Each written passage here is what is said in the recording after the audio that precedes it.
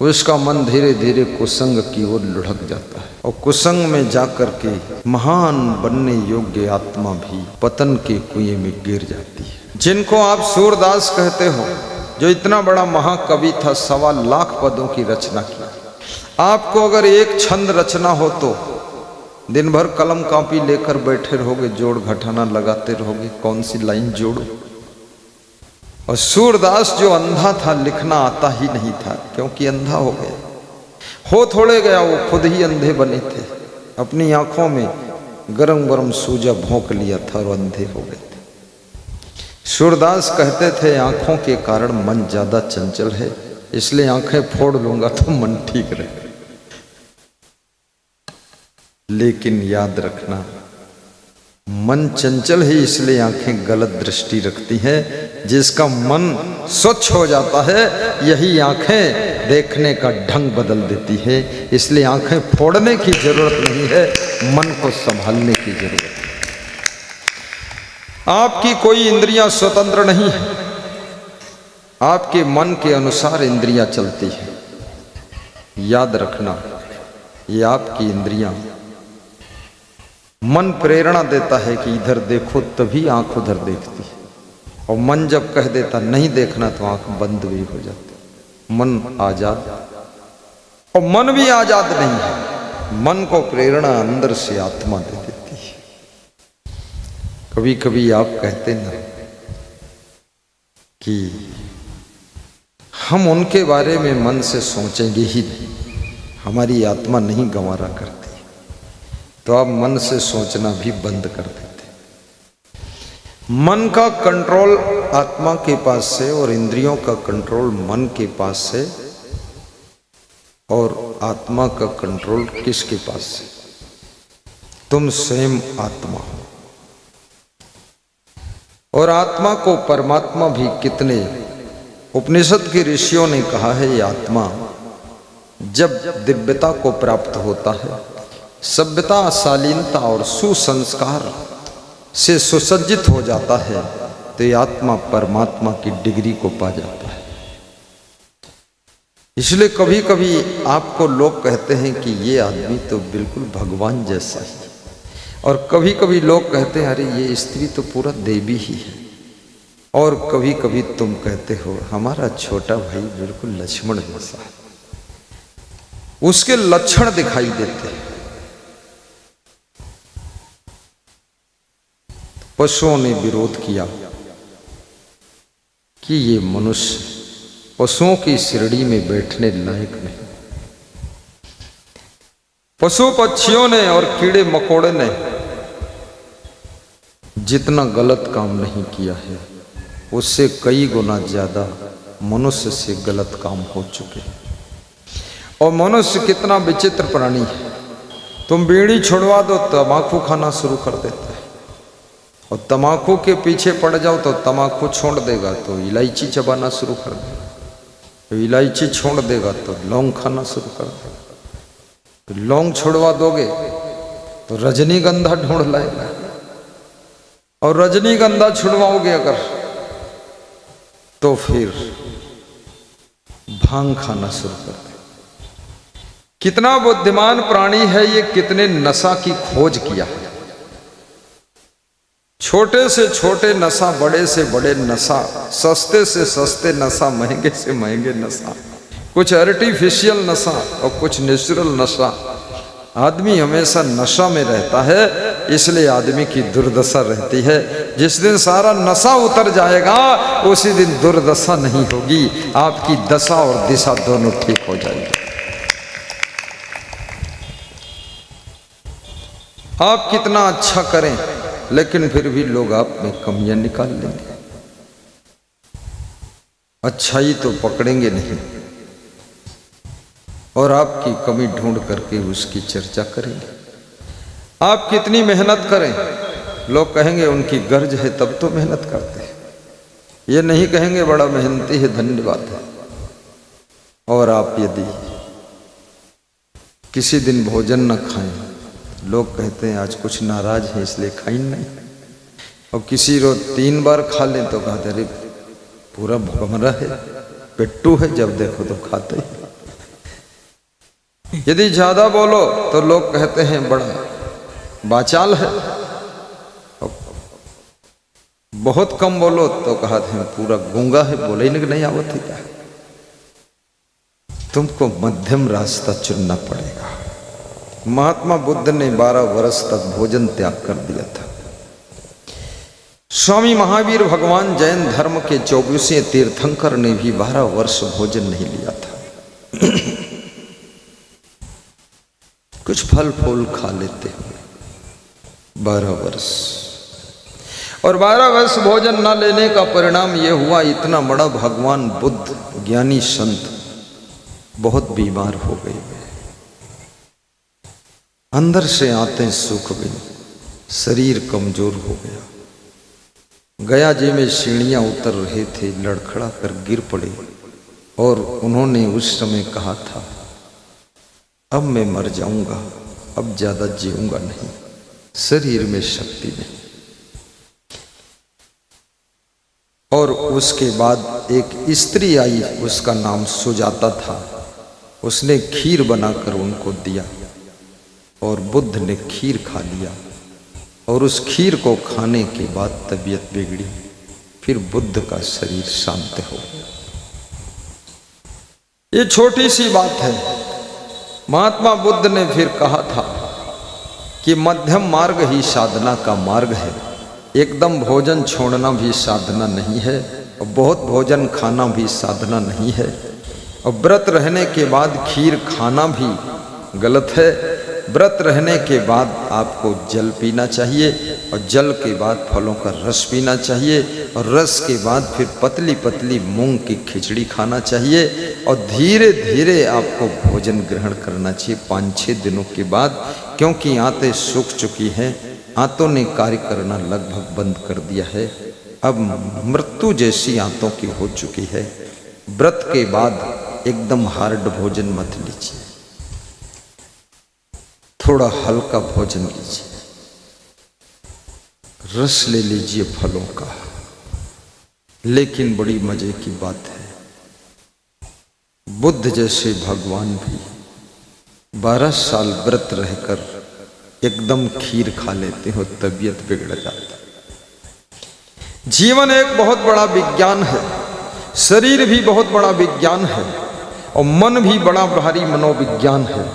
और इस विज्ञान को जो नहीं समझ पाता है, याद रखना आत्मा के लिए कुछ और करना है, शरीर के लिए कुछ और ढंग अपनाना है, और मन को संभालने के लिए कुछ और तरीका अपनाना है। मन के साथ में शरीर का सिद्धांत लागू न हो सकेगा। मन तो तुम्हारा कहता है कि कपड़ा भी ना पहनूं, भोजन भी ना करूं, सबके साथ भी ना रहूं, कहीं एकांत चला जाऊं, अकेले रहूं, किसी से बोलूं ना, लेकिन ये हो नहीं सकता, क्योंकि जीवन की आवश्यकताएं भीड़ से जुड़ी हुई है। ये भीड़ फालतू नहीं है। कितनी महिलाएं घर में तंग हो जाती तो कहती इस घर की भीड़ भाड़ से हम बहुत तंग हो गए, लेकिन भीड़ की जरूरत है। आपको पति चाहिए, आपको बेटा चाहिए, बेटी चाहिए, बहू चाहिए, पोती पोता चाहिए, सास ससुर चाहिए। ये परिवार जब बढ़ेगा तो भीड़ तो होगी, और फिर मौसी बढ़ेंगी, फिर 1-2 मौसी 10 मौसी हो गई, 2-4 बुआ जी हो गई, और फिर मौसी की मौसी, ठौसी की ठौसी, फिर कितना सब बुआ जी, सुआ जी, कुछ हुआ जी, सब भीड़ हो जाती है। और याद रखना, जब रिश्तेदारों की भीड़ आती है, कुछ मिले न मिले, लेकिन मन में खुशियां तो आती है। अकेले डाल पर बैठी हुई चिड़िया भी उदास रहती है, और वो चिड़िया जब सैकड़ों चिड़ियों के साथ में बैठती है तो फुदकने लगती है, किलकारी करने लगती है, गीत गाने लगती है, उछलने लग जाती है। अकेला बैठा हुआ आदमी उदास हो जाता है, हताश निराश हो जाता है, और जब 10 आदमियों के बीच में तुम पहुंचते हो, कोई न कोई हंसी का प्रसंग आ जाता है, हंसते हंसते जिंदगी गुजर जाती है।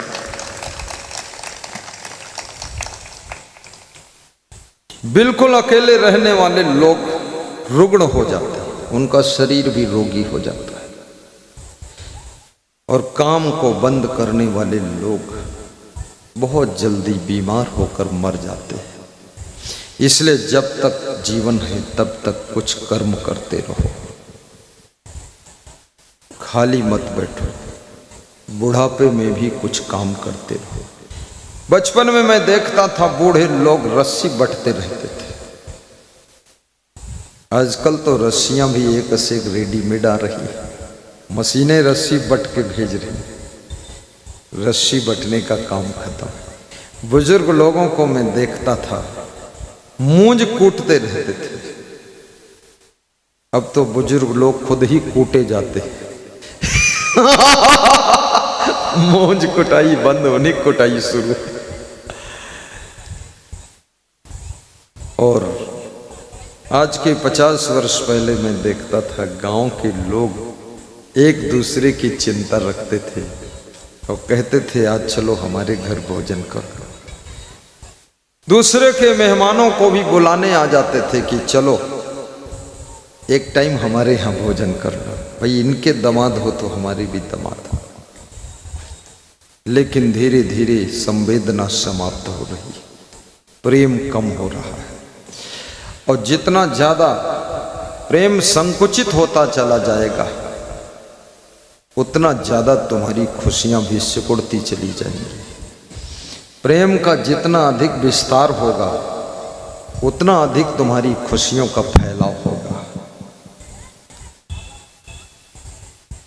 सामान कभी कभी दूसरों को देना भी चाहिए, उनसे लेना भी चाहिए, इससे भी व्यवहार और प्रेम बढ़ता है।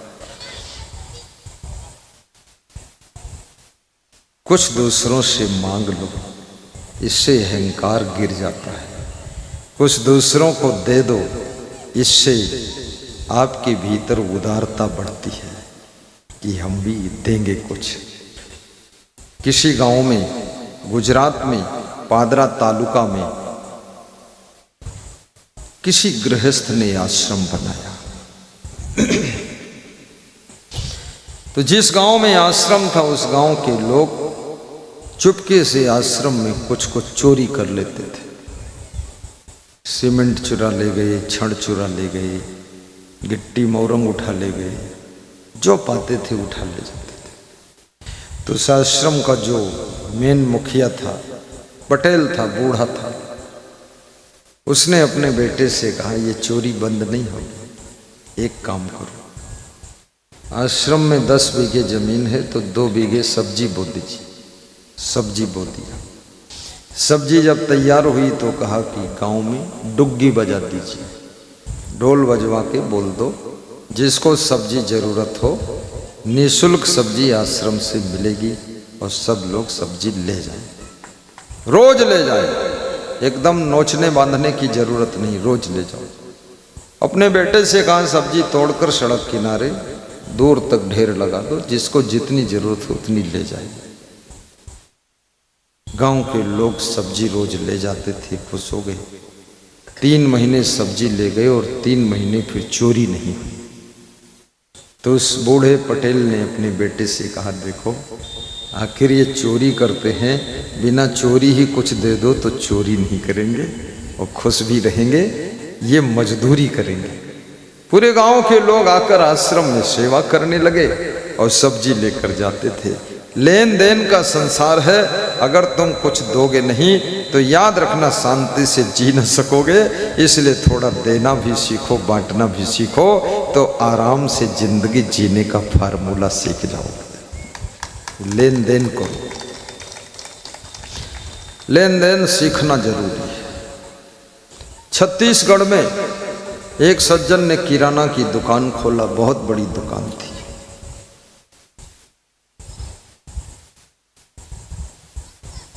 गांव के लोग उनका गुणगान करते थे। मैं नाम नहीं लूंगा उनका, लेकिन 12,000 की बस्ती का गांव था। उनकी दुकान किराना की बहुत चलती थी, लोग प्रशंसा भी करते थे। तो मैंने उस दुकानदार से पूछा, वो प्रोग्राम करा रहे थे, हमने कहा लोग बड़ा गुणगान तुम्हारा कर रहे हैं, बात क्या है? बोले बात छोटी सी है, लेकिन छोटी सी बात से बड़ी बात बन गई। क्या है? बोले गांव में कोई कार्यक्रम होता है, चाहे दुर्गा पूजा हो, चाहे गणेश पूजा हो, चाहे कोई सत्संग कराए, चाहे कोई भंडारा करे, सबसे बढ़ चढ़ करके योगदान और अन्नदान और किराना का सामान हम उसमें दान कर देते हैं। ये पूरा गांव 90% हमारे यहाँ से ही खरीदता है और कोई मेरा विरोध नहीं है। किसी की बेटी का विवाह है तो उसको शक्कर दान कर देता हूँ, बोल देता हूँ जितनी शक्कर लगेगी 2-3 बोरी हम देते। तो गुरुदेव हमारा कोई विरोध ही नहीं, सब खुश रहते हैं। वास्तव में जो पेड़ तुम्हारे द्वार पर लगा है, अगर वो छाया भी ना दे और फल भी ना दे, तो तुम उसको कुल्हाड़ी लेकर काटने की तैयारी करते हो। संसार का जो व्यक्ति तुम्हारा कुछ भी फायदा ना करे, उससे या तो तुम रिश्ता तोड़ते हो और या तो फिर उसको नीचे गिराने की कोशिश में लग जाता। ये जो समाज में ईर्ष्या बहुत बढ़ रही, जलन बढ़ रही है, इसके पीछे एक बहुत बड़ा कारण है। जब तुम उन्नति करते हो तो अपने आसपास वालों को थोड़ा 10% मदद भी करो। अगर 10% मदद नहीं करोगे तो वे सब तुम्हारा काम बिगाड़ना शुरू कर देंगे। लोग साफ साफ कहते हैं, अरे उनके धनवान बनने से हमारा क्या फायदा, उनके घर गाड़ी आई तो उससे हमारा क्या फायदा, और उनके घर में ट्रैक्टर आया तो हमारा क्या फायदा। वो अपना फायदा देख रहे हैं, तुम्हारे ट्रैक्टर पर कितना कर्जा है इससे कोई उनको मतलब नहीं, वो देख रहे हैं हमारा क्या फायदा। इसलिए दूसरों को भी थोड़ा फायदा कराइए। 10% दूसरों के लिए ही हिस्सा निकाल लीजिए। धर्म के लिए 10% दान बाद को करिए, पहले ये नादान लोगों के लिए दान करिए, अन्यथा ये डिस्टर्ब करेंगे। और 10% अपने रिश्तेदार, परिवार वालों, कुटुंबियों के लिए भी निकालिए। और 10% जो क्षेत्र में गुंडे हैं, लफंगे हैं, नालायक हैं, और जो उनके लिए निकालिए। 10% राजनीति के लिए भी निकालिए। ये 50% आपको निकालना पड़ेगा। अब बचा 50%, उस 50% में तुम अपना विकास करो, फिर निर्विरोध विकास करो, कोई बाधा है ही नहीं। सीधे हाईवे पकड़ो, जाओ आप तेज गति से, लेकिन सबका परसेंटेज है। क्योंकि आदमी अपना फायदा ढूंढ रहा है। फायदा के लिए लोग कायदा भी छोड़ देते हैं, मर्यादा भी छोड़ देते हैं और फायदा में गिर जाते हैं। और अगर फायदा ना हो तुमसे तो तुम्हारी निंदा भी करते हैं। नीचा पर यशोग्निनतः ततो निंदाम प्रकुर्वते असक्तास तत्पदम गंतुम। नीतिकार कहता है, जितना तुम विकास कर रहे हो उतना विकास जब तुम्हारे आसपास के लोग नहीं कर पाते हैं तो वे अपनी तसल्ली के लिए तुम्हारी निंदा करते हैं और निंदा करके अपने मन को संतोष दिलाते हैं। इसलिए अपने विकास के साथ साथ थोड़ा आसपास वालों का भी ध्यान रखना। श्री कृष्ण भगवान कहते हैं, जब किसी का प्रभाव बढ़ता है तो उनको दुख होने लग जाता है। जिन लोगों का पहले से प्रभाव था और उनसे ज्यादा तुम्हारा प्रभाव हो रहा है तो उनके मन में पीड़ा होने लग जाती है। इसलिए जब प्रभाव बढ़ने लग जाए तो ज्यादा विनम्र हो जाना और पुराने प्रभावशाली लोगों को भी हाथ पांव जोड़ते रहना, अन्यथा वे लोग तुम्हारी टांग खींचने का काम शुरू कर देंगे। भारत देश में हर क्षेत्र में ईर्ष्या, जलन बहुत काम करती है। किसी का बढ़ता हुआ नाम, बढ़ता हुआ काम, बढ़ता हुआ धन धाम देख करके लोगों के सीने पर सांप लौट जाते हैं। और लोग दुखी हो जाते हैं। अमेरिका के किसी धनवान व्यक्ति से तुम कंपटीशन भी नहीं करते हो, जलन भी नहीं करते हो। तुम अपने गांव में ही जलते रहते हो, तुम अपने परिवार में ही जलन खलन करते रहते हो। अपने आप को संभालना। और जलन करने से मनुष्य का सुख भी जल जाता है। ईर्षु घृणी न संतुष्टा, क्रोधोनो नित्य संकिता, पर भाग्योपजीवी चखडित नित्य दुखिता।